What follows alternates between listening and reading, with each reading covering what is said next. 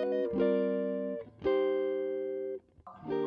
everyone. I'm Artem Lomaz with 93 Entertainment. We provide full event production. I personally am an event MC, event host. Hi, this is Adam with Music Department, and we provide live musicians for weddings and special events. So today we're going to talk about some concepts around how we personalize wedding entertainment. This is one of our favorite topics because personalization is the name of the game for both Adam and myself. Is that right? Absolutely. Of all the events, it makes the most sense to personalize your wedding. And when it comes to entertainment, there's so much that we can do. So today we wanted to sort of go through the different sections of the wedding and just casually share some anecdotes and stories from our clients and real weddings. So let's kick it off. Sure. And I think one of the things I really wanted to mention before we get into all of our content is that the really interesting thing here is, for those that aren't aware, is for myself as an MC, as a master of ceremonies and an event host, there are certain elements that I can personalize and put a take of the couple's personalities and infuse it into the entertainment. Meanwhile, Adam really focuses on the musical aspects and the music and instrumentals and all of that talent part of getting the performers, getting the instrumentalists, and figuring out how to make the soundtrack to those moments as personalized as possible. That's right. Yeah. So should we just take it element by element of a wedding? Let's do it. And, one place we talked about starting was the rehearsal dinner, which is maybe an overlooked part of the wedding when it comes to entertainment. But if you have guests who have traveled from out of town, maybe they had a flight that morning, they've arrived, they've checked in their hotel, how beautiful to have some entertainment for them when they show up for your rehearsal dinner. For my company, a theme lately has been a lot of bluegrass and country for rehearsal dinners. We've had a lot of tented ones in the past few years, and outdoors, people love to hear fiddle and the banjo and things like that. We had another one at the University Club in Manhattan where everyone had flown up from Dallas. So here we weren't in a country setting, but we wanted to bring a little bit of Texas to these people who had traveled to New York.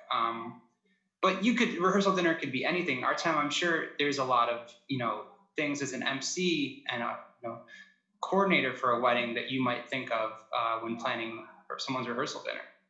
Sure. I will admit, as far as the rehearsal dinner and the rehearsal day, the day prior to the wedding itself, that is really, I think, best utilized for the guests to come in, like you mentioned, especially if they're flying in from different areas of the world, to come in and mingle.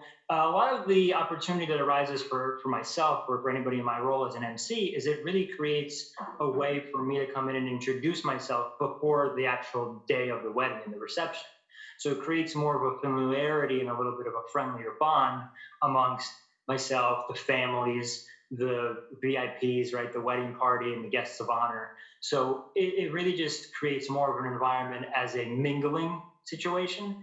And for me, as an MC, I've really been involved in just the, I guess, minimal parts of that, where I come in and we have done one where we did trivia about the couple, and it was like a nice little, it was essentially, it's a game, right? It's a trivia game, but it was a nice little way to introduce the guests to what my role would be, and especially for the following day. But they sort of saw me in a much more expanded light as a representative of the couple to their guests. And that really all started with that rehearsal dinner experience. So I think there's definitely a lot of capabilities there. But to your point, I mean, what you guys do, especially with the instrumentals and just bringing in musicians, I think it's a great welcome because it sets the tone for what they're going to expect throughout the wedding weekend. Yeah, absolutely. And what you're doing, it almost reminds me of like a corporate team building event. Yeah. So something there. At the end of the day, the two families coming together, it's like two different departments of a company that have to work together in a way, right? It's all, everybody's part of a team, and now it's all one big team. So yes, that's a great observation. It's very simple. Totally. And then, of course, really where we do the most personalization as live musicians would be the ceremony. And there's just really every ceremony is custom. Just as in the reception, every first dance is custom, right? Because people are selecting their song. There's no boilerplate set way to do it. So we do a lot of custom work for ceremonies, but Artem, why don't you go first on the ceremony? Tell us some of your experiences with it. Yeah, absolutely. And I think that again, it really hops back to there's not as much integration. However, there are definitely a lot of capabilities where if we start looking and picking out ideas. So when we do provide full production, and what I mean by that is the music, or if we have a DJ or a band with us, so myself acting purely as an MC, but very oftentimes I'm joined by a DJ or by a band, or if I'm brought in independently, there's of course someone still providing the music. So in our tag team efforts, we figured out a way to really make it personal. And one of the things I wanted to hop back to, Adam, what you were mentioning was ways to personalize. Of course, that's the main theme today. I think the key is not necessarily going to the couple and going, well, what do you want? Or what do you want to hear? It's more about let's learn as much as we can about the couple.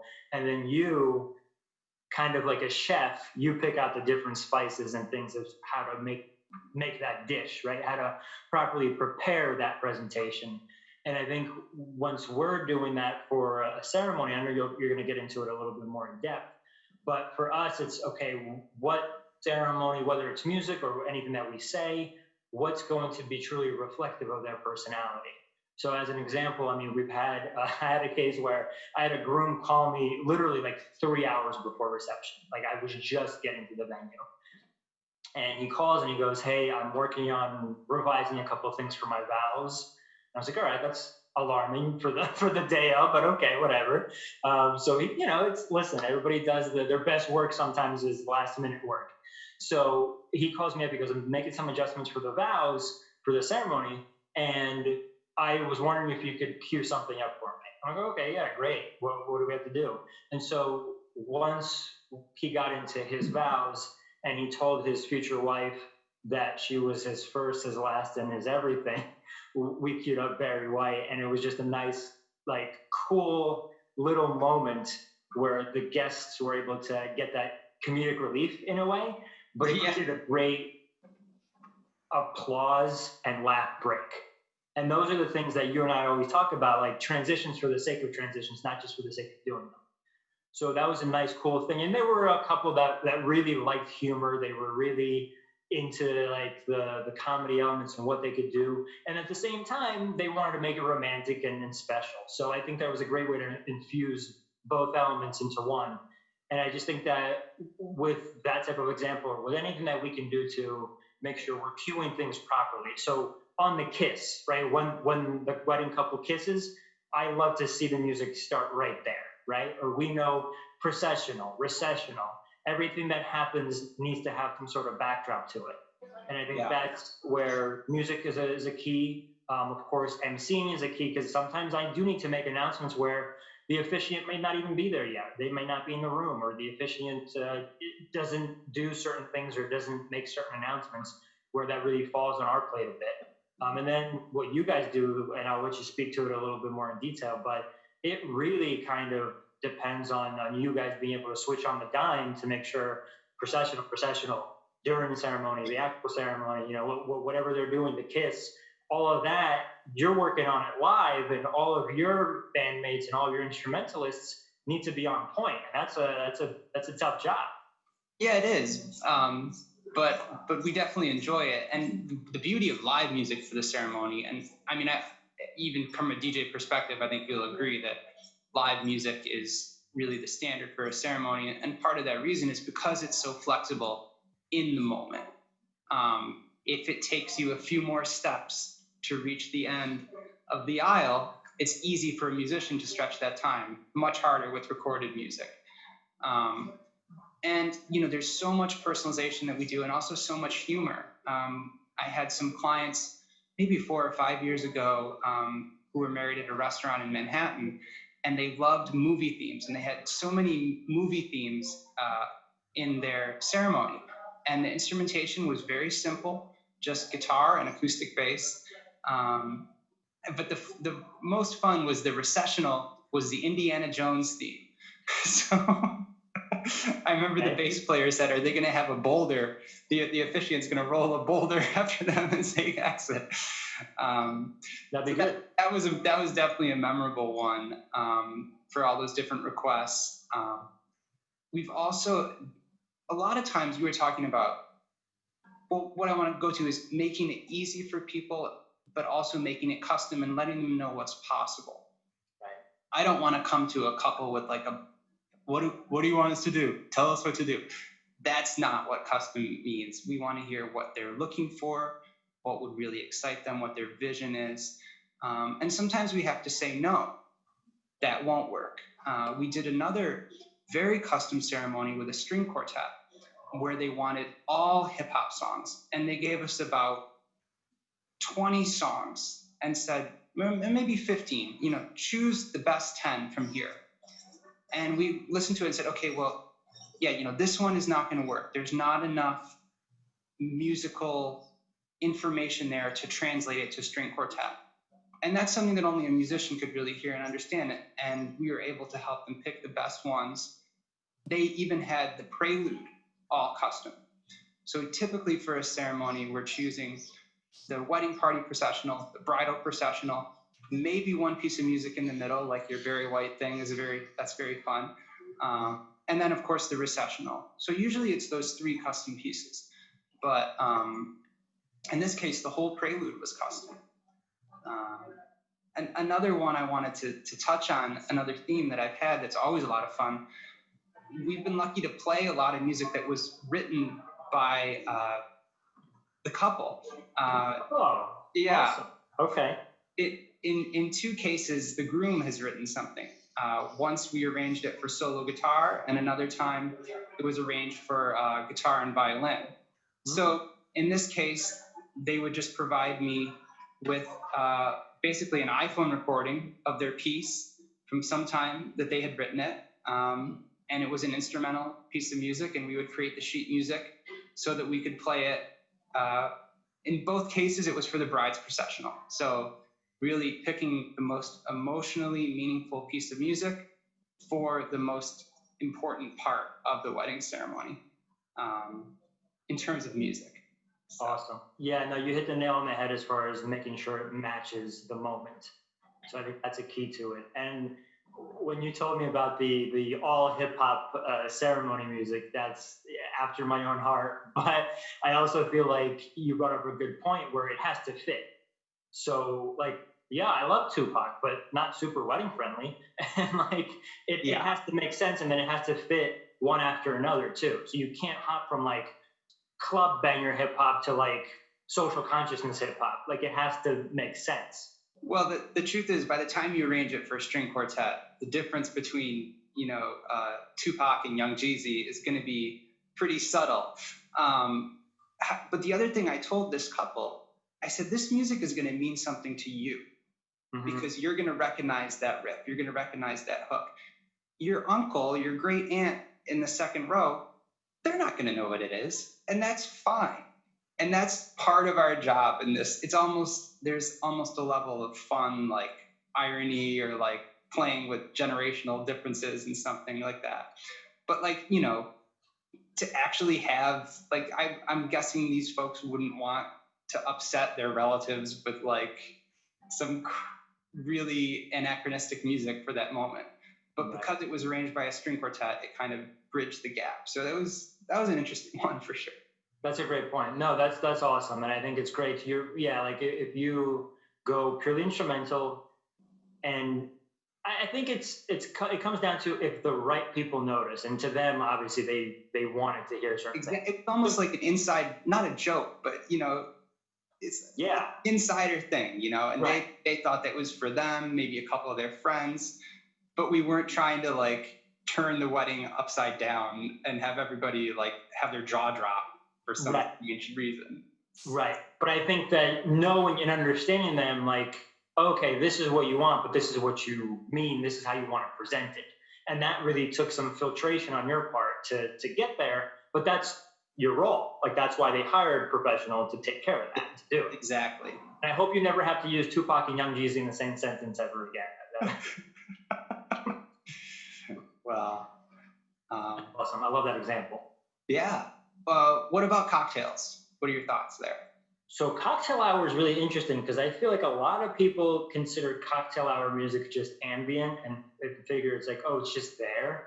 And I say, yeah, it is there until it's not, and then you notice it. Like if there's any kind of dead air during cocktail, yes, cocktail is reserved for mingling and it's really reserved for you to catch up with someone you haven't seen in a while and just to mix and mingle and have those little conversations and take the cell phone photos and maybe pull the photographer in a little bit to take some organized photos. But really, if that music isn't in the background, you feel it right away as soon as that music stops, right? I think it's also an opportunity to infuse certain things that maybe the couple likes or wants to hear, but isn't going to make it into reception, or maybe Good it's point. going to make it into the eating blocks. So it's still a way to give them sort of what they want in a sense, but in a appropriate setting. So like you brought up with your example of does it fit? Same thing. Like okay, maybe it doesn't fit reception or didn't fit ceremony, but it can fit cocktail hour. Yeah. And I'll lean a little bit more on terms of what you guys do from a instrumentalist and live music capability. You have a way to basically remix live if you choose to do so.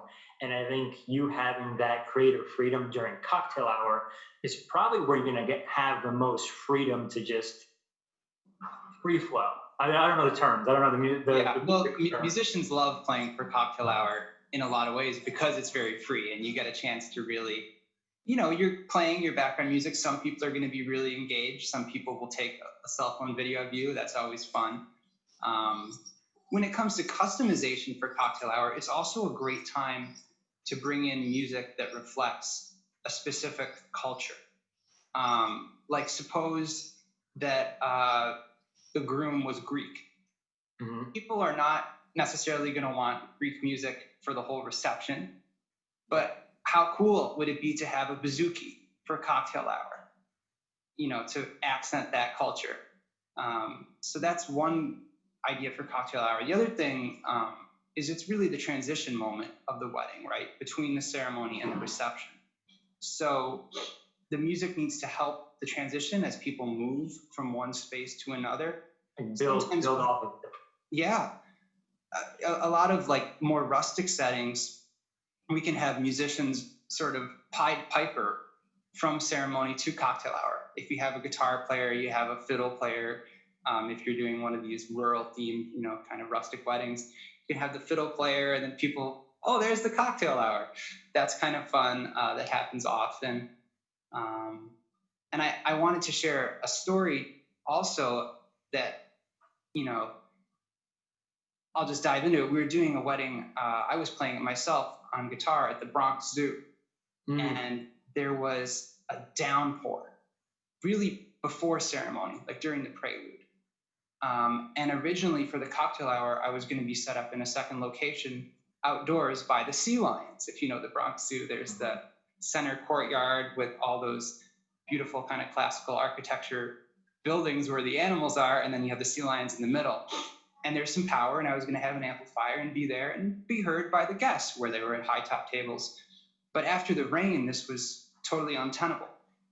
So instead, they had to move inside the Madagascar exhibit. So I was like, what to do? I decided to just walk through the exhibit playing the guitar and just, kind of leaning in, interacting with the guests, maybe taking a request here or there, or that was a really fun way to do it. And there was no way I could be heard by everybody, but I was heard by a few people. And as you know, during a cocktail hour, oftentimes the wedding party is off taking photos, right? So if there is entertainment, they don't necessarily experience it. Mm-hmm. And here's the end of the story is really neat because our two worlds kind of mesh so beautifully, because the big moment for you is really probably the introduction to the reception, right? Yeah. But for this wedding, I was thinking, well, the wedding party, the bride and groom, they didn't get to hear me play anything for the cocktail hour. And I was kind of roving around, and I think I, was able to reach everybody. But then I noticed that they were setting up outside the main hall before they were going to go in. And I said, oh, let me go over there. So I was playing for them. acoustically while they're waiting to go in, and they're kind of nervous and having fun. And I remembered that they loved video game music. So I was playing like the Legend of Zelda theme for them as they were about to go in to be introduced. And I thought that was just a nice moment because, they had this rainstorm, things could have gone really off the rails, but just that flexibility. Sometimes that's what customization means, that you can be flexible in the moment, that things can change.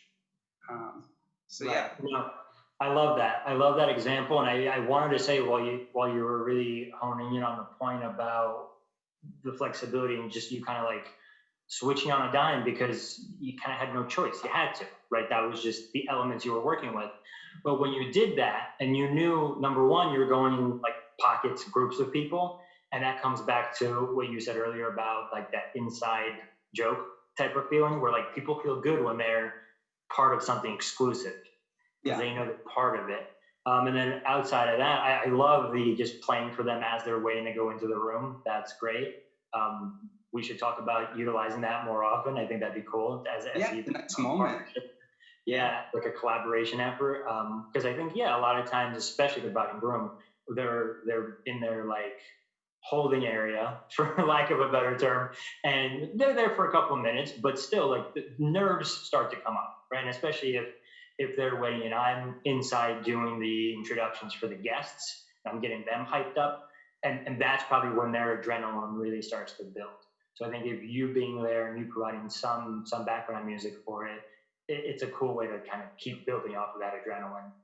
But one of the things you mentioned was you knew that they liked video game music.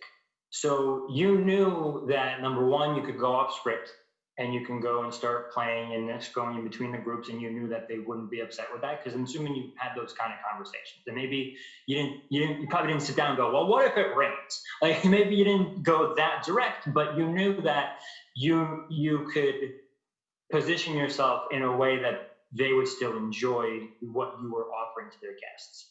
And then just knowing, I'm sure they didn't say like, we would really like it if you played video game music on your guitar before we were entering the room, but you knew that about them and you utilized that information. So I always say, like, I'm sure 90% of the information that I learn about the couples ends up on the cutting room floor. But that 10%, those little things that we can use, that puts you over the top. Absolutely. And you have to have a phone call. That's where it all comes from. And I know you always have a phone call. Artem, I know you always do, but a lot of couples they love email, pricing by email, everything by email, and that's great. But when we're able to get on the phone, that's when we can make things custom. Because like you say, we learn all these things about their personality, their likes and their dislikes, and 90% of it we won't use, but it's so good to have that information. And to do what you and I do, you have to have a great memory. You have to always keep these things in mind when you're on the event. I also send a lot of other people to perform through my company, so I have to make sure that they're familiarized with, do not play, do play lists, this type of thing. One thing we've spoken before, and it just comes to mind, I know that you like to memorize almost everything, right? When it comes, I guess we're moving to the reception now, so I know you like to memorize everyone's name. You don't use cue cards. That's a very custom feature. Right. Yes. It is something that I try to do. Granted, I know that sometimes I might use paper for their names or for pronunciations of names, like I'll phonetically write certain things out. But whenever I can get the information beforehand, and that's going back to what you were saying, where you need that phone call, I would go as far as saying you need multiple phone calls. Like I'll definitely try to do a phone call, then another conversation, then one like a day or two, or maybe a week prior to the event, just to make sure we have all of our ducks in a row, if you will. So I think that what I really try to focus on is knowing who is who. So knowing like what obviously you should know their names. My biggest pet peeve is when anybody on a microphone says bride and groom, because I just feel like that's so impersonal.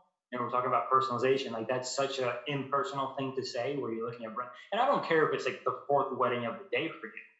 but they should feel like they're the only, they know you're not their only couple. They know you're not their only, provider, but they should feel like it. True. So I feel like know their names, know their parents' names if they're involved, know the names of the wedding party, know how to pronounce them, of course. I would not encourage figuring out how to pronounce it like right before you get them into the room. I would ask that prior, right? And like I said, write it out phonetically if it helps. And then as we move into the reception portion of this, you said before, like the main thing for myself as a master of ceremonies, as the event host, and as the extension of them to their guests vocally, is that introduction for the first dance. Because typically the first dance is really that key, like first milestone moment that continues to set the tone, right? Yeah. It set the tone, but it continues because the tone has already been somewhat set by cocktail hour. It's been set by even the ceremony beforehand. And so I think when we get into reception, it's that big buildup. It's that pinnacle point of the roller coaster, and you want to kind of keep them there. You want to keep them going and going. Well, what's next? Does it dip and then it goes back up again? What happens? And that little curiosity, I feel like we can tap into that. Myself, from my presentability standpoint, and you guys from a musical standpoint, there's definitely ways to tap into that. And there's psychological elements too that play a part. So I know that right before salad, you're not going to go, okay, let's do like heart pumping EDM and then sit them down for salad. That's going to feel weird, like physiologically, right? Yeah. That's not going to work well. So there's ways that we need to properly pace what's happening. And coordinating catering too is always a challenge. Right. And so I think that when you have so many moving pieces, there's different things that you need to do to say, okay, well, which of these pieces is going to be the personalized part? And the more, the better. So hopping back to like what I feel like our bread and butter really is not only the personalization of knowing everybody's names and kind of knowing what their intricacies of their relationships are. So I like to say, like, if I introduce somebody for a toast and the maid of honor is also the cousin of the bride or the groom, I'll say so-and-so's cousin, their maid of honor of so-and-so, right, with their name. Because I just feel like it adds a little bit of an element like, oh, not only does he know who they are, it also creates a more special setup for her to deliver posts, right? And I think one of the big things going back to, for me, going back to the introductions I try to personalize for the first dance and, if possible, parent dances as well. I feel like if I know that information as far as their history, their story, how they met, the proposal, how it happened, and even some of the elements of the relationship with the father and the mother, if I can incorporate that into introducing this dance, and I'm talking maybe like 20, 30 seconds, maybe a minute of their unique story, because everybody has a unique story. Every couple has that. Every mother and son and every father and daughter, they have that unique little basically intro, right? That unique little element to share with the guests. It sets up that mood and it sets up that moment so much more. Like the most primitive way is you're tugging at the heartstrings and you're trying to create that awe moment. It is really what we're doing.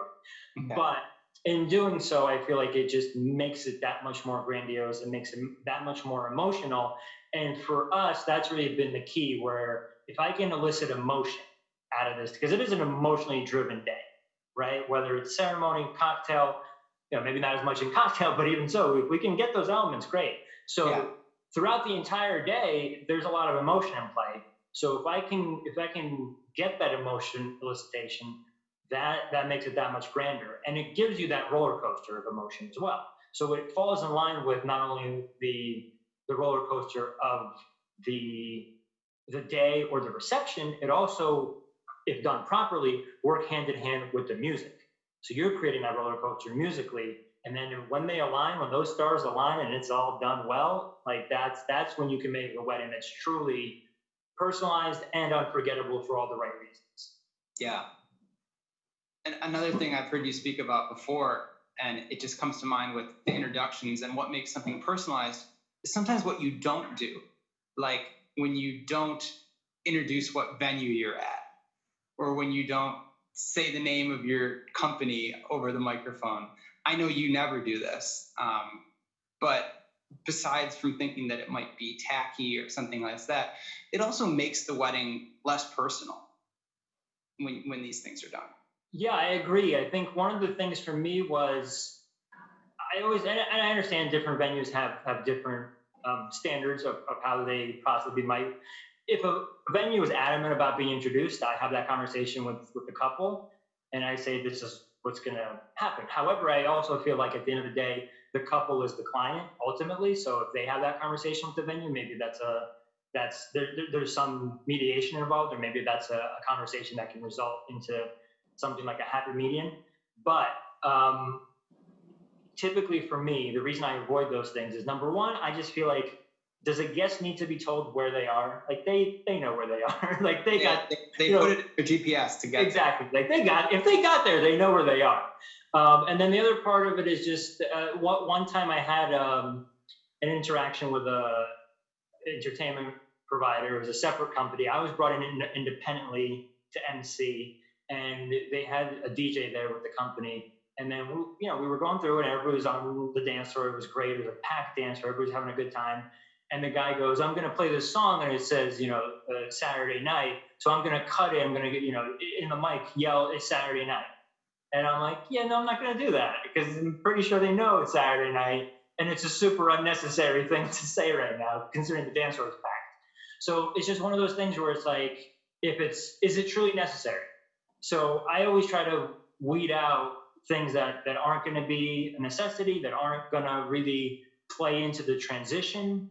And if it doesn't add, I feel like sometimes MCs feel like they want to justify themselves being there, Sure. which I can understand. And I sometimes also catch myself going, I haven't said anything in 10 minutes, but that's okay, right? Especially if the guests are having a good time.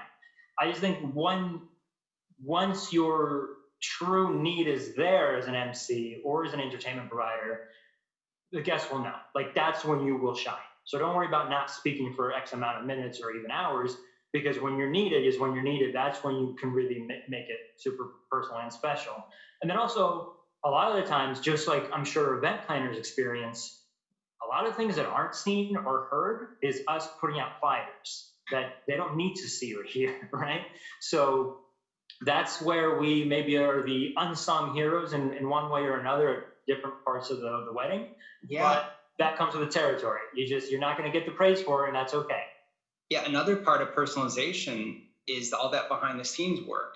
And, for me going in, if I'm coordinating the live music, to know the name and the cell phone number of the head of catering, or to know when I'm on site who to check with about when the entrees are coming out, or to know if they have a day of planner, or to reach out to that planner and be active, to help the photographer hook into our sound system so that they can get good audio. All these little behind the scenes things, contribute to personalization. So I wanted to piggyback on that, because you bring up a great point. You and I work a lot with event planners, and when you have a good, like solid quality event planner, it's great when you get that spreadsheet of like, here's everybody's numbers, here's everybody's emails, and you get you kind of run a day in a bit. But I think that once the show starts, right? Once it's showtime, then they know it's on you, right? And especially you as the musician. So they know it's on you, and it's not really their job anymore to go and find out when sound is coming out. Like, they have bigger fish to fry. Right. So I think that then we do sort of become, and not to say that we're taking away responsibility, but we become sort of the liaison for them, the event planner, and then maybe the staff, the kitchen, the other entertainment elements, even like something as simple as a photo booth operator, that, whether they're independent or not, all of my photo booth operators have the same rundown that we do, and they have relevant notes that are just relevant to them. There are certain parts of the night I don't want that photo booth open. No matter what's happening, that shouldn't be open, right? Because there's something much more important happening on the dance floor or elsewhere. So those are little elements where I feel like you brought up a great point, where you do get that communication from the planner, and then it becomes sort of our behind the scenes personalization to reach out to everybody. and go, here's what I have planned here, here's what I have planned here, here's what I have planned here. So that way it's not a conversation on that day where you have to run up to me and go, this is the song we got to play because I forgot we got to play it right before we got to sit them down for sound. So you and I have that conversation probably weeks beforehand. So I think that is a great point about like once. Or like if you and I were working together, we're jumping back, but who's going to have the wireless mic for the ceremony? Right. The musicians, the DJ from later, or the venue? We need to figure this out, not the day of, you know? Yeah, absolutely.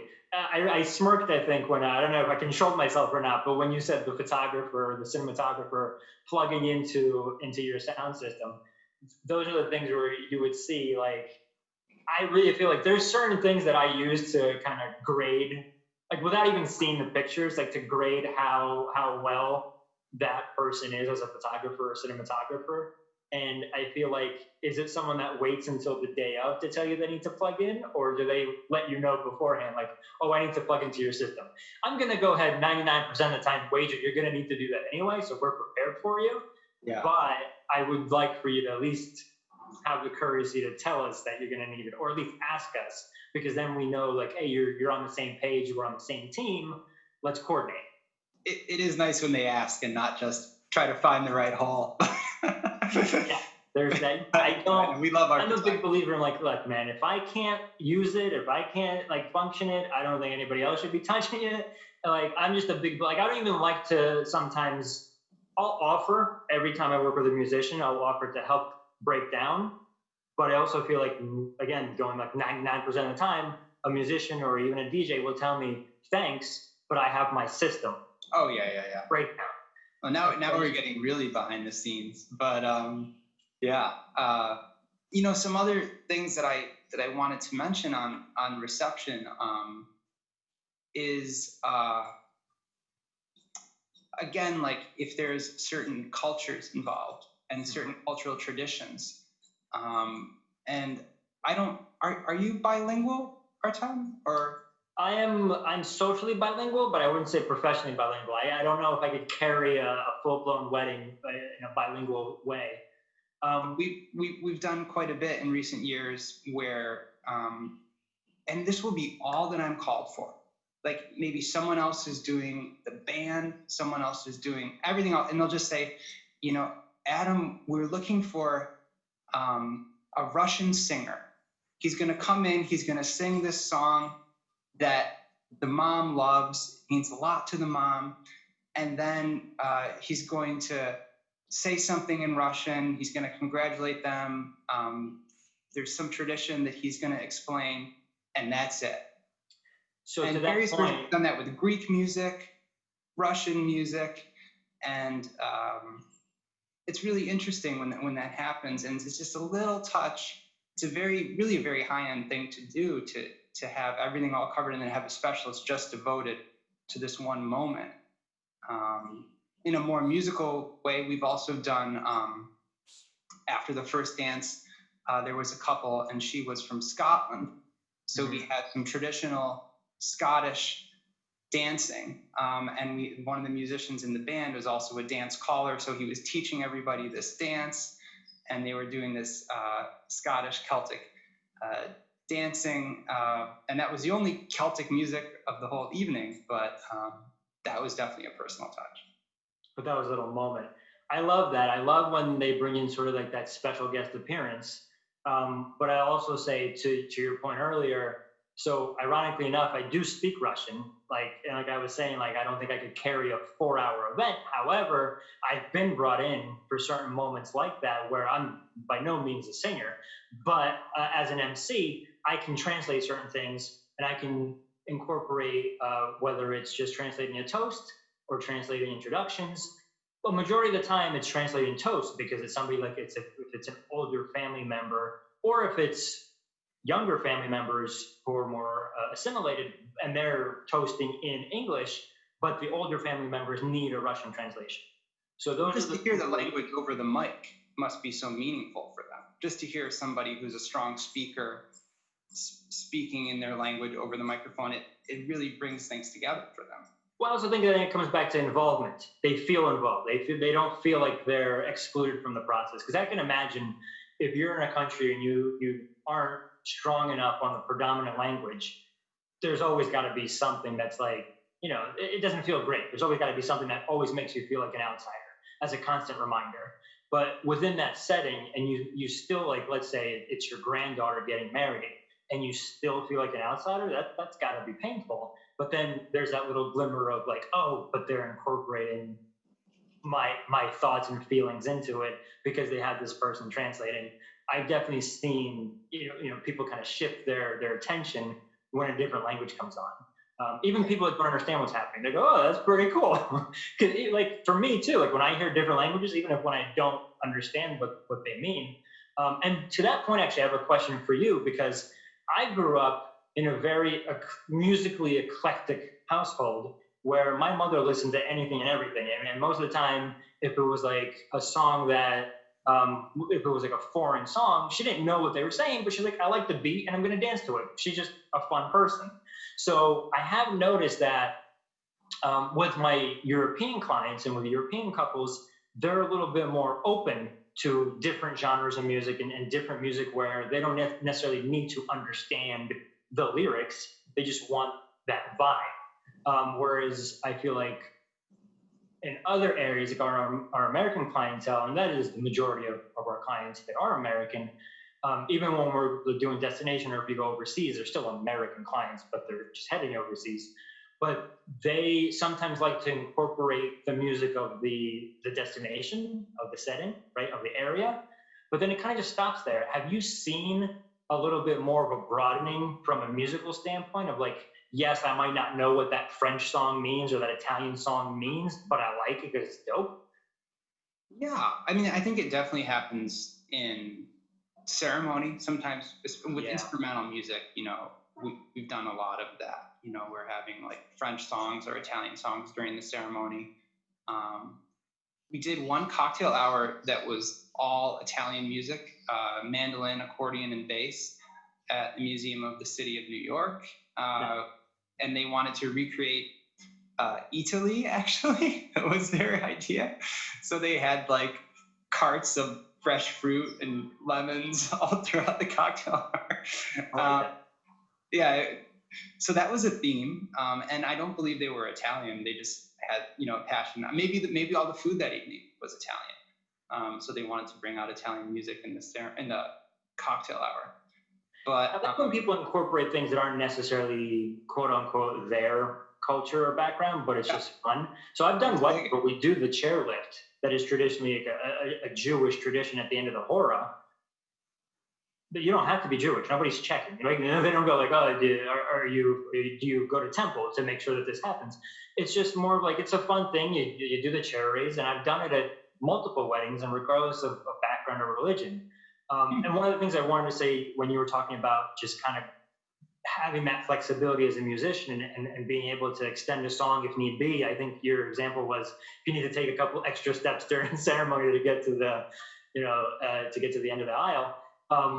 For hora or for those traditional dances, sometimes I'll see the guests are really vibing and they're really into it, and I go, well, our hora is only 7 minutes long. Like, what do we do? Do we loop it? Like if you're using a DJ, or do you tell the band, hey, stretch it out, keep rocking? Yeah, so, and that's always flexible. I mean, and the horas just go round and round musically, so it's very easy to repeat.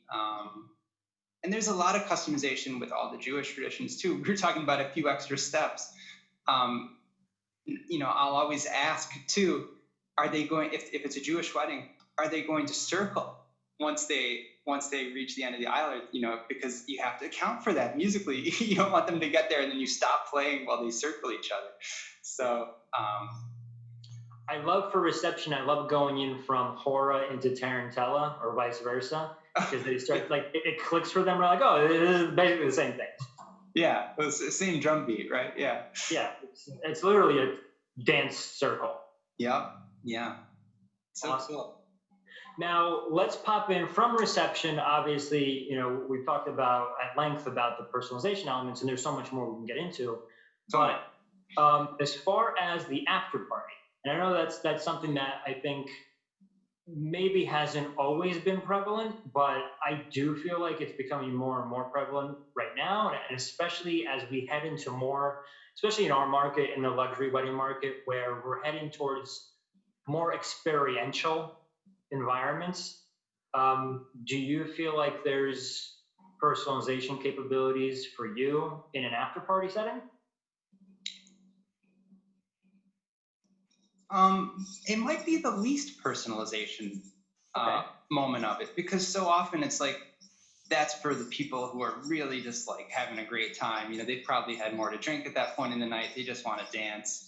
Um, it's a great moment for a DJ.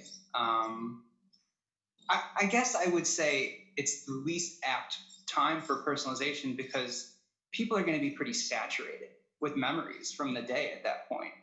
Um, for after parties, you know, obviously it's if you have a live band, it's nice to transition to a DJ for the after party because the DJ is going to be able to go to musical places that the band couldn't go. And then a lot of venues also have noise restrictions after a certain hour. So sometimes switching over to all acoustic music is like a nice, easy kind of come down on that roller coaster you were talking about. So if you have, you know, an acoustic band by a fire pit while people make s'mores or something, that's pretty neat. But I don't know if it's definitely experiential, but I don't know if it's as personalization oriented, but it's a great time. Well, I kind of feel like you made the point within that description where, like, yes, it might not be like you're talking about how they met or any kind of like personal pieces, but there's definitely still room, like you mentioned, where it's the calm down, right? And when they're calming down and they're making their s'mores or they're doing a silent disco or whatever, they're doing something that's a unique element outside of what they had done for the rest of the day. I think there are ways that you can personalize it just by knowing, okay, these are the things that were, I hate to use the term unusable, but like these are the things that we didn't incorporate into those elements, but they were great here. Yeah. So I think that there is capability there, but in a careful way. So like you don't want to overwhelm and just go like, all right, now that we're all sitting here, we're gonna do a enjoy your s'mores. We're gonna do a montage of them as little kids. Like not that wouldn't be appropriate. Yeah. But there is something within that calming from the rest of the day that I think you can infuse, like you said, like even instrumentals, just because purely not only the noise restrictions, but it is also a nice, cool thing where like you had a 12-piece band and you walk in and now it's only like 4 instrumentalists with a nice mellow vibe. That could be cool, yeah. Or even if it was a 12-piece band and now it's like a DJ playing like house music or something that the couple's like just is like their thing. Like Right. we know that like that's not going to make everyone run back on the dance floor, but maybe they really love it. Right. It's also the time in the night when people have gotten to know each other as a vendor, as an entertainer. You've gotten to know the couple pretty well and their family by that time in the night, and so that's when the conversations will start to happen. I mean, so often I'll be breaking down or musicians will be breaking down and then they're like deciding what to do with the flowers that are on the tables. You know, talk about a personal moment. Yeah. There's definitely things not to do then too. Like, you know, I say like, please if there's any money, let's handle it beforehand or let's handle it the day after, or let's have a wedding planner handle it if it's going to happen day of, you know, and it's like, you want to really be close to the couple at that moment at the end and be there for them. If you're helping to coordinate like when the shuttle's going to come to take people, there's all these little details, like, and we really have to work right to the very last minute. When the guests are there, our job is right there. Knowing when to cut the music too. You know, you can have maybe the couple wants to keep going, but you know, they've only booked the place till 1. Okay, well, you have to go around and have those conversations. You have to talk to the planner, or you have to talk to the bride and groom. You have to talk to catering, the venue manager, whatever it may be. Overtime conversations. All these little business things can also crop up in the last section of the wedding, and really separates great vendors from okay ones in terms of how it's all done. Absolutely. No, I 100% agree. And I think you brought up a good point about having that conversation about overtime. Personally, I try to, and this might sound counterintuitive, or I don't know if this is going to be a controversial statement. I discourage overtime. I personally feel like I had a mentor once tell me it's all about how you finish. And I would rather leave guests wanting more than you do an hour, extend the hour, and then 45 minutes into the hour, they start to lose steam. And then you got to figure out those last 15 minutes, and then it doesn't feel organic or natural. So I always would want to end on a high note, but those things that you brought up about the shuttle, the flowers, right, the centerpieces, all those little things are announcements that I've had to make. So if I don't announce that there's a shuttle, there might be people that are going to miss that shuttle, right? And then it's Uber time.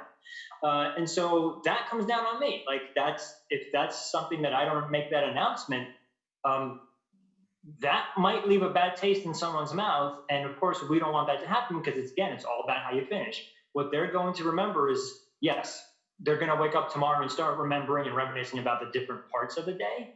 But initially, in that moment when the wedding is over, they're going to remember how you finished those last few minutes. And yes, like if you don't work your way up until that very last second, it's going to show. Yeah. Yeah. And it's not, you don't want to be like, oh, it's 11 o'clock. Look at your dance floor like, okay, I think we should play till 11:10. And they're not going to be invoiced for those 10 minutes. Of course. But that's the right move. Or, because, you just watching being observant about what's happening. But that's all about like you've planned out your finale and you're adjusting it. So like, yes, to your point, if the finale requires you to go to 11:03, then yeah, I wouldn't just cut it there. But post finale, I know it's really popular, especially in the more like outdoor venues, to do like a grand exit and to do like a sparkler exit, or maybe they hop into a nice vintage car and they drive away and everybody gets their photos. But to orchestrate that, like you can't just be like, all right, go get your sparklers. Like you got to orchestrate it. Yeah. And in doing so, they know that, okay, this means it's the end. Like there's psychological triggers. And so you need to plant those psychological triggers for them to understand what's happening, what's coming up. So it's sort of like, we're there at the end of the night, but some of the other professionals may not be there anymore. Not, if there's a venue manager or catering manager who was sort of also facilitating things, sometimes they're gone by, if dessert is served, they're out the door. So it really, or in the kitchen. Yeah. Not coming out. What's that? Or they're in the kitchen, they're not going to come out. Yeah. No, that's a great point. But that falls back to like, we're the entertainers. So it's okay. It's on us. It's part of our job. Yeah, it's great. Yeah. I think this is we went to, I think this is the best like segue because we went to the finale, and I think this is the best way to end our conversation. Yeah. Is there anything that you would want to, I guess, end off with or cover, or last, like if we were to do our final word on personalization, is there anything you want as a key takeaway for the audience? Oh man. I don't have a great tagline or anything for this conversation. I would say if, we do a lot of blogging on our website and we tell stories from our weddings. We ask the couples if they'd like to be featured. And it's not a huge blog getting great traffic or anything. And we also have wedding plans that are samples of like hypothetical ideas of how people could sequence entertainment over their wedding day. And these are intended as inspiration for people to sort of have a jumping off point so that we're not just like presenting them with a blank piece of paper and say, plan your music. Mm-hmm. We have some of these things on our website, which is www.musicdeptnyc.com. We'll have a link in here. And yeah, that's another resource if you are hungry to learn more about personalizing wedding entertainment. And Artem, I know you have a website too, and probably some things that folks can check out. Sure, yeah. I can be found online at artemlomaz.com. It's just my name, ARTEMLOMAZ. There's some links that'll take you to really seeing the personalized elements that we talked about. There's a lot of video up. There are also sections about the full production if that's something that is of interest to anybody, figuring out how we incorporate those elements into the MC portion. I think a big portion of what I really like to do is to certainly educate. A lot of people still to this day aren't really fully aware of what a master of ceremonies is and what a role it plays into the wedding. I think a lot of times people see it as interspersed or kind of interchangeable between the band leader, the singer, or even the DJ. And I will say, in a way, it could be, but I also feel like when you have a designated person that's doing just that, just your MC, just your master of ceremonies, your event host, it elevates your wedding. And again, it creates that liaisonship between all your other partners and your guests. So I think that really comes down to just me having a conversation with a client and having them understand the importance of it. And then I will say, just to hop onto the point that I think we've made throughout this entire conversation, it's not necessarily about taking your order and just saying, hey, we'll do anything you want us to do. We will, but we'll prepare it in a way that is going to hopefully exceed your expectations. So tell us what your vision is as opposed to just give us a blueprint. I think tell us what your vision is and then let us finesse it and cook it up and make it happen and then present it to you in a way that you wouldn't have been able to do so yourself or even imagine it, and then really create an experience that's luxurious, experiential, and personalized, all for the benefit of you and your guests. And easy. Exactly. Peace of mind. We don't create work for our couples. That's not our goal. Right. Yeah. No, I think you and I share the same vision as far as exceeding expectations. And granted, it gets harder every event. It gets harder because now the previous exceedship, is that a word? The previous exceedship of the expectation. Is that a word? No. Make it a word. Trademark. So that the exceeding of the previous event now makes it your new standard. And so now you have to keep going, further and further and further. But I'm pretty sure that's a challenge that you and I both welcome. Yeah, absolutely. Well, so good to talk with you, Artem, today. And always, man. Always a pleasure.